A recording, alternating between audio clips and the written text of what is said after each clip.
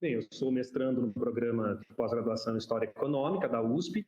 Eu entrei no processo seletivo desse ano, né? Então eu ingressei agora nesse segundo semestre, tá? E a minha orientadora é a professora doutora Sara Albieri. Então, gente, esse trabalho que eu estou apresentando, ele é, na verdade, um desdobramento da minha pesquisa, né, de mestrado sobre a editora Flama. Tá? A editora Flama é uma editora que existiu em São Paulo num curto período de tempo, entre os anos 1944 e 48, né, era ligada a um grupo trotskista, tá? A chamada segunda geração do trotskismo. E pesquisando o acervo dessa editora, encontrei uma obra desse autor, né, que eu estou apresentando aqui para vocês, que eu falo, aportuguesei, né, o nome, então eu chamo de Beethoven, né?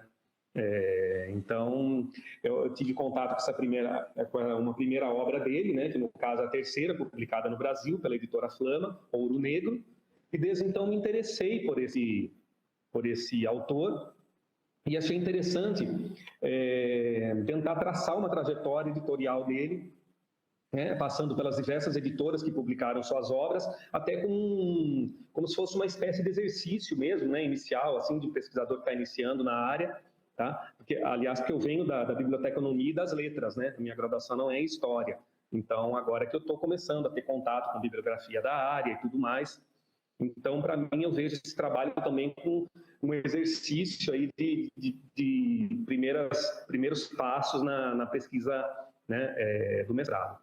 Tá? Então, o objetivo desse trabalho é identificar, mapear e analisar as obras de Beethoven publicadas no Brasil, né, no sentido de fornecer indícios do circuito ou processo, né, como diz Darnton, de produção, difusão e recepção pela imprensa. Tá? Então, a metodologia que eu utilizei, né, até porque a gente está ainda na pandemia, né, ainda mais período que eu fiz a pesquisa, então foram pesquisas em repositórios de bibliotecas universitárias, né, principalmente o USP e o Unicamp, nas bases de dados, acervos online dos jornais brasileiros, notadamente a hemeroteca digital da Biblioteca Nacional, e a própria análise bibliográfica dos exemplares físicos. Então, eu consegui alguns exemplares aqui do meu local de trabalho, que é onde eu tive contato com a editora, que é a Biblioteca do Museu Republicano de Itu, tá? Ela pertence à USP, então eu sou também servidor da USP, além de aluno, e tive contato não só com essa, como outras obras, e as demais obras que não constam aqui na biblioteca onde eu trabalho, eu consegui adquirir pelo site Estante Virtual.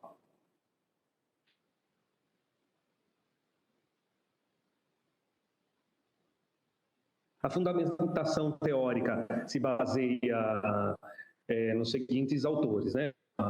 O Livro no Brasil, né, o clássico, Horácio Targos, o argentino, e Gustavo Sorá, também argentino.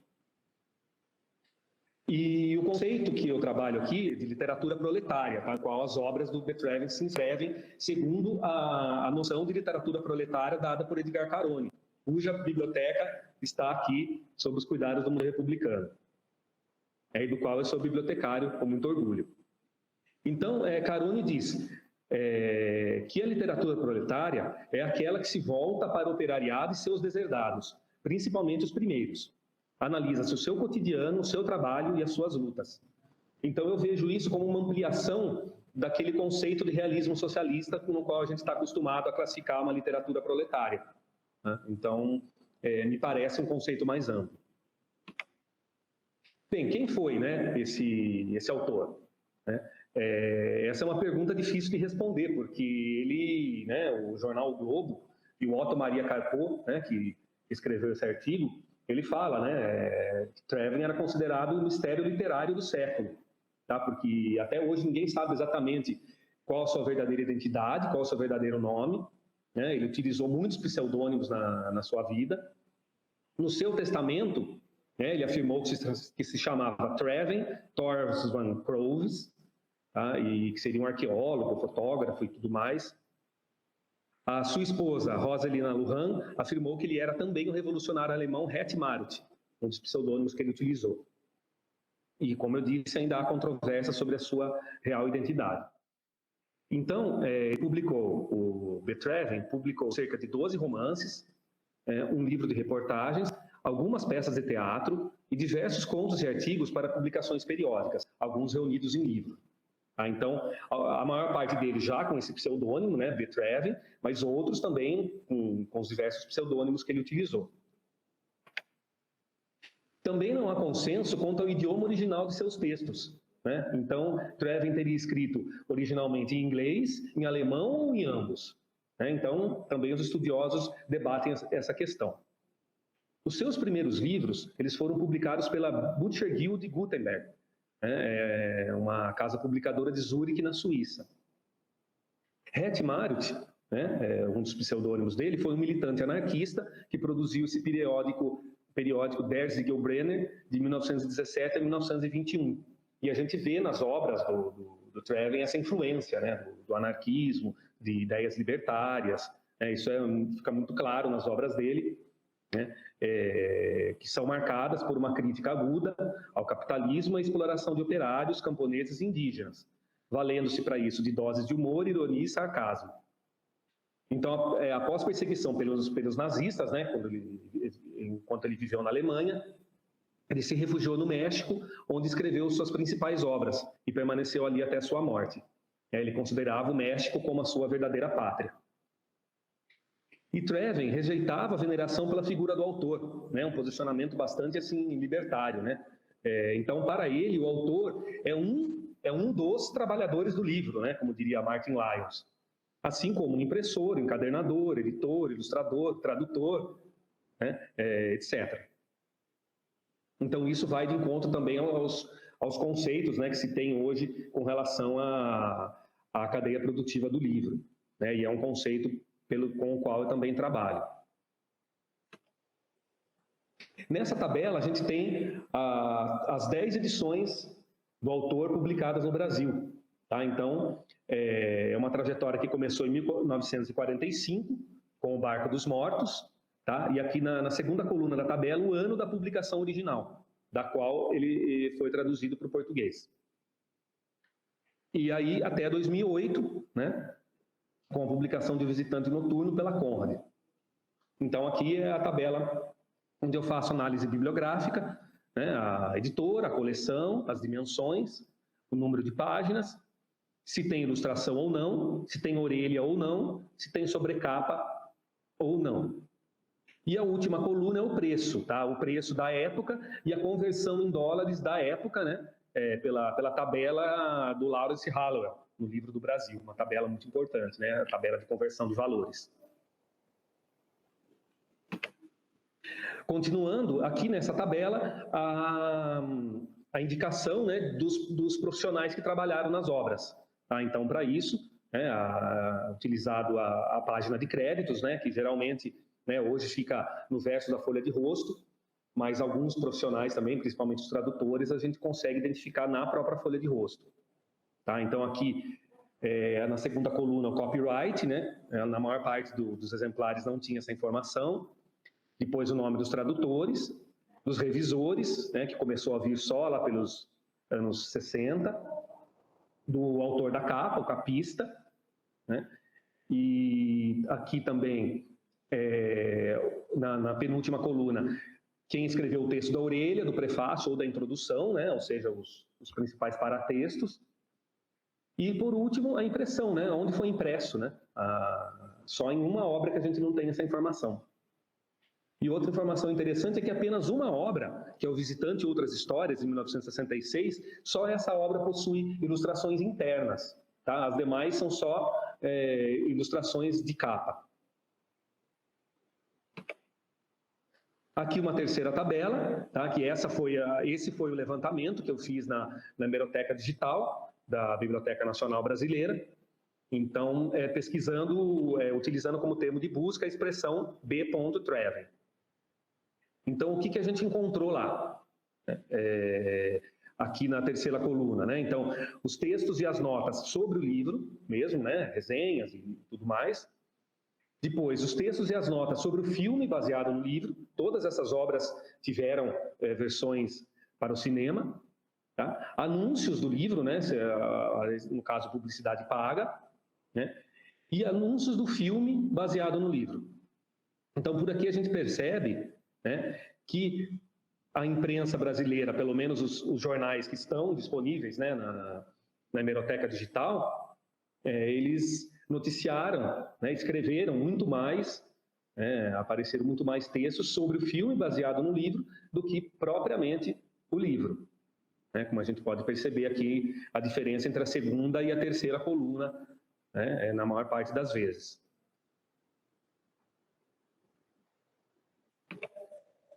Bem, aqui, então, mostrando para vocês agora os exemplares, tá? Eu coloquei, né, eu chamei assim de primeira a quarta fase, porque seriam as 4 fases, né, as 4 décadas, né, corresponderiam às 4 décadas onde houve publicações da obra do Treven. Tá? Então, que seriam justamente as décadas pares, né, 40, 60, 80 e 2000. Então, a década de 1940 eu chamei de primeira fase. Tá? Essa fase, eu percebi uma característica em comum, que as 3 edições do autor tiveram os mesmos, né, foram os mesmos tradutores. Tá? Foram o Humberto Schoenfeld e o Gustavo Nonnenberg, né, foram eles que traduziram essas 3 obras. Então, a primeira obra publicada no Brasil, O Barco dos Mortos, pela editora Assunção, né, do acervo daqui do Museu Republicano de Itu. A segunda obra foi A Ponte nas Selvas, tá, pela Assunção também. Esse é um exemplar da minha coleção. E a terceira, né, O Ouro Negro, que eu já tinha referido no início do trabalho. Tá? Então, é uma publicação da editora Flama, que é a editora que é o meu objeto de pesquisa. Também é um acervo do Museu Republicano. Tá? Então, essas 3 obras foram traduzidas do alemão. Tá? Então, fica aquela dúvida, né? Foi o alemão? Ele escreveu originalmente em alemão mesmo? Ou já era uma tradução do inglês?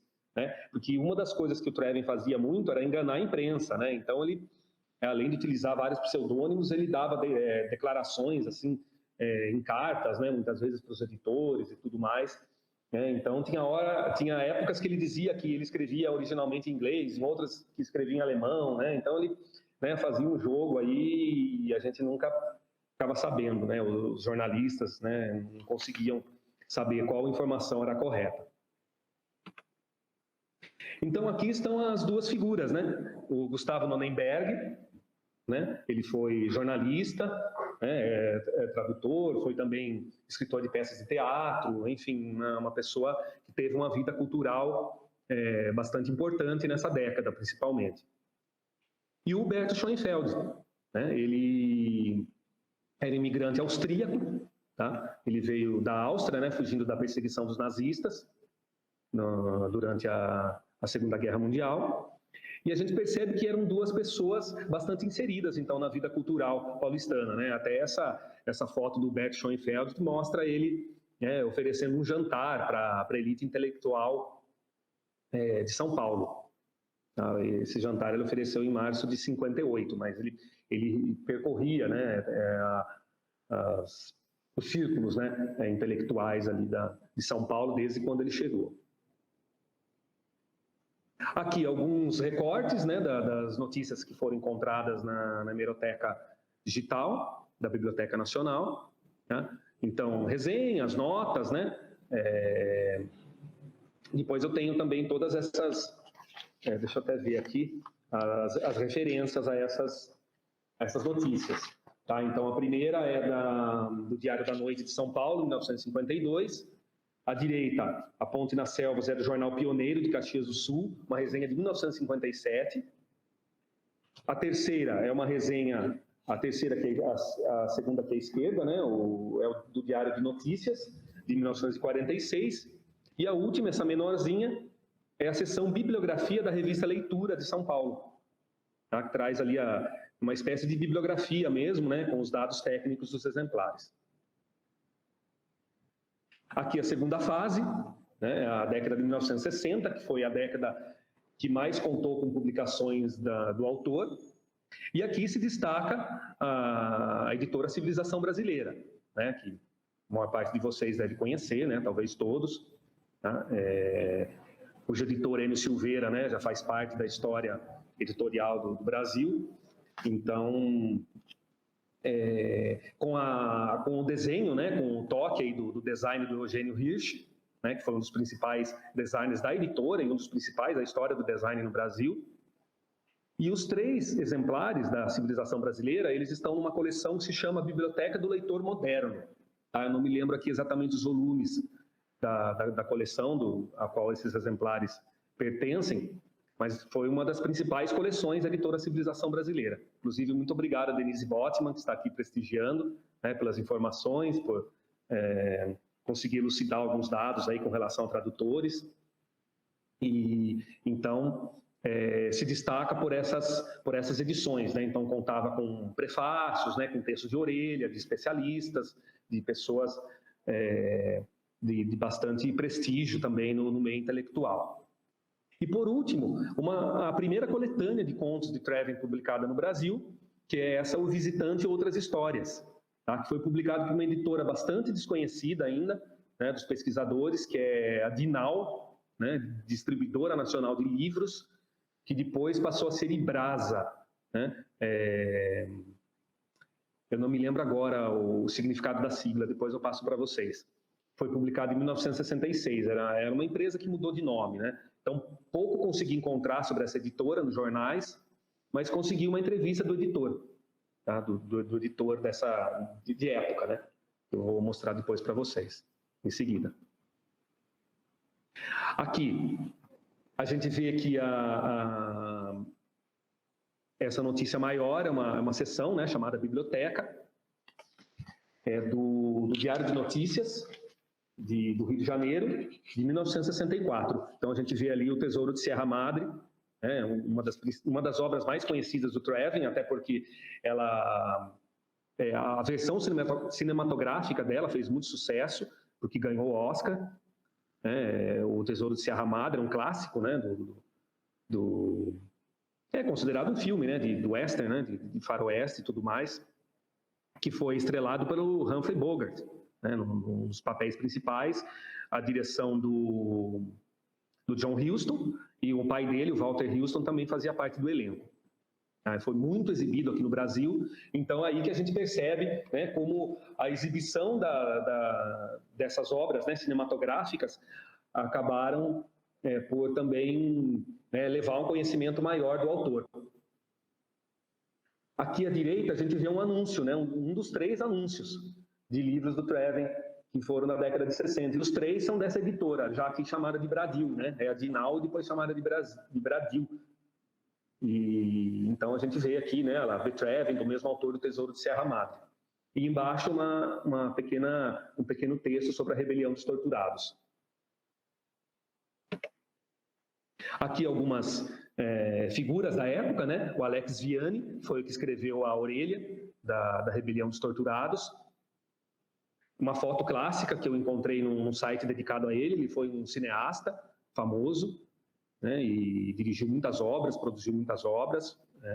E aí ele junto com Orson Welles e Vinícius de Moraes. Aí à direita a gente tem o Carlos Alberto Caó de Oliveira, né?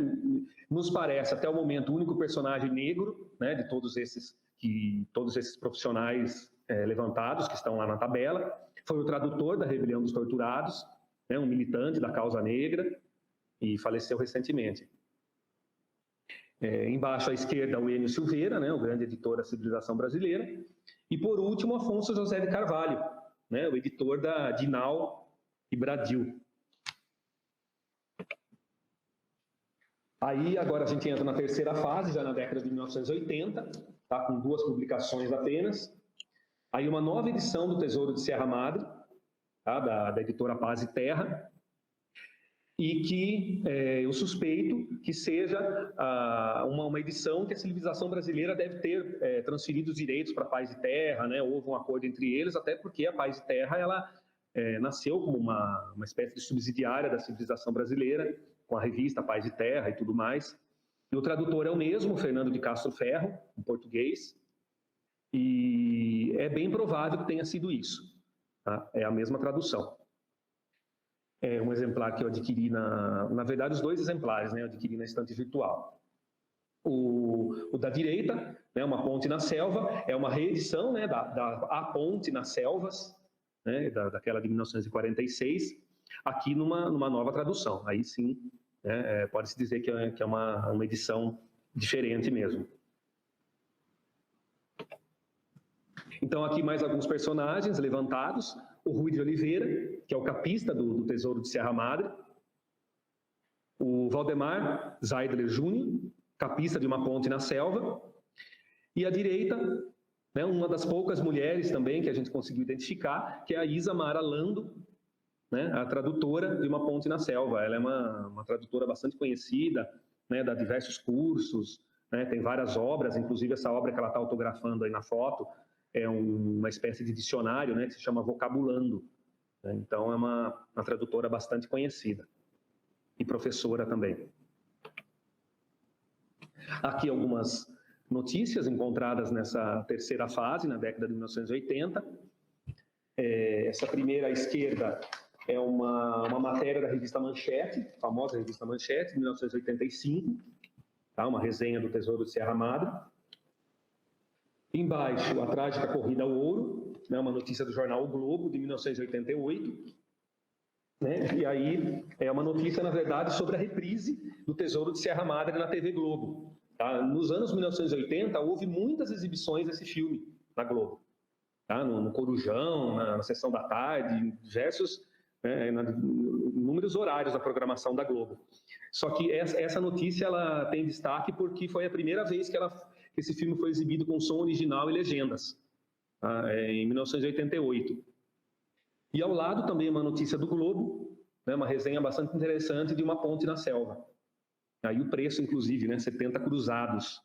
A gente estava ainda na época do cruzado, do plano, né, cruzado. Aqui já os anos 2000, né, então uma única obra publicada, O Visitante Noturno, pela Conrad. Né, eu acredito que seja conhecida também de alguns de vocês. A editora Conrad ela começou com a publicação de obras assim, de cunho mais subversivo, né, de HQs, de mangás, né, sempre teve essa característica, né, essa editora. E em 2008 eles publicaram, então, essa coletânea de contos do Traven. Só que aí, no Visitante Noturno, a gente tem 2 contos só, que é o próprio Visitante Noturno e o outro conto, que é o Macário, tá, que também virou filme. E na coletânea de 1966, foram 10 contos publicados. É a única obra do Traven que conta com ISBN, como vocês podem ver ali embaixo, código de barras, e 3 obras que contam com ficha catalográfica, né? Essa e as outras 2 dos anos 1980. Aqui, a única notícia encontrada sobre essa obra, tá? Uma notícia do Correio Brasiliense, é o Correio Brasiliense de 2008 mesmo. À direita, a gente tem o Rogério de Campos, o ex-editor da Conrad, e foi o autor do prefácio dessa edição, que eu considero o melhor prefácio de todas essas obras de Traven publicadas no Brasil. Ele era, né, ele era o editor da Conrad na época, e agora ele é o diretor da editora Veneta, tá? Que praticamente herdou, vamos dizer, a maior parte dos títulos da Conrad, né? Inclusive a coleção Baderna, que é uma das coleções mais conhecidas, né, que publicavam as principais obras de cunho mais subversivo. Embaixo, Jonathan Yamakami, capista do Visitante Noturno. Hoje ele reside nos Estados Unidos, trabalha com artesanato, né, com arte em cerâmica, e ele foi o capista, né? Na verdade, essa capa aqui, ela se baseou nos desenhos de um artista mexicano, José Guadalupe Posada. Né? Foi um autor muito famoso, né, no século XIX, de litografias, né, que tinham essas figuras, né, que remetem ao Dia dos Mortos, né, Dia de los Muertos no México, tudo mais. Bem, agora já estou indo para as considerações finais. Antes de mais nada, né, reforçando que é um trabalho ainda bastante inicial, né, então peço desculpa por algumas lacunas que podem ter ocorrido. Tá? E, enfim, percebe-se que houve 4 momentos distintos das publicações de Traven no Brasil, correspondendo, como eu já disse, às décadas de 1940, 60, 80 e 2000, que referem-se também a 4 períodos da história do livro no Brasil, segundo a coletânea organizada por Paixão, que se chama Momentos do Livro no Brasil, da editora Ática. Pela pesquisa na hemeroteca digital, percebe-se que a recepção pela imprensa é maior nos dois primeiros grupos, né, o de 1940 e o de 60. Uma hipótese para esse fato seria porque nessas duas décadas havia maior produção e consumo de obras de literatura marxista e operária, além do impulso ocasionado pelas exibições dos filmes baseados nas obras. Tá? É uma hipótese, isso obviamente cabe discussão. Então, aqui embaixo, algumas possibilidades de pesquisa, ou seja, como problematizar essas informações. Né? Temos esses dados, o que fazer com eles? Então, ocorreram algumas questões, né? Que podem ser desenvolvidas ao longo na continuação desse trabalho e de minha própria pesquisa sobre a editora Flama. Então, como ocorreu a apropriação dessas obras pelos leitores da época? Né? Quais tipos ou práticas de leitura foram realizados? Eu não entrei nessa questão, né? Na questão da leitura, né? Dos leitores tanto das obras como das notícias, né? Das resenhas que levaram ao consumo, à leitura dessas obras. Como eram as relações entre os intelectuais e profissionais do livro e da imprensa nas distintas épocas? Né? Ou seja, as intersecções, os espaços de sociabilidade. Né? O próprio Alex Viana, ele escrevia crônicas sobre cinema em alguns desses jornais pesquisados. Né? Como era essa relação entre esses profissionais? Quais eram as práticas editoriais? Ou seja, a política de seleção das obras, não é? Como essas obras foram selecionadas para serem editadas, né? Por que, por exemplo, elas foram selecionadas para entrar na biblioteca do leitor moderno, no caso da civilização brasileira, né? A contratação dos profissionais, as negociações de direitos autorais, quem fazia, quem era, né? Quem eram os detentores, né? Me parece que o Trevin tinha os seus agentes literários, então, enfim, é algo que pode ser também uma continuidade da pesquisa, né? E quais processos sociais podem ser lidos através da materialidade dessas obras e da recepção pela imprensa? Então, são algumas questões, obviamente, muitas outras podem surgir. E o principal que também eu queria dizer é que, fazendo todo esse levantamento, né, isso vai ser muito importante para a minha pesquisa sobre a editora Flama, principalmente pelo conhecimento da editora Assunção. Né? Então,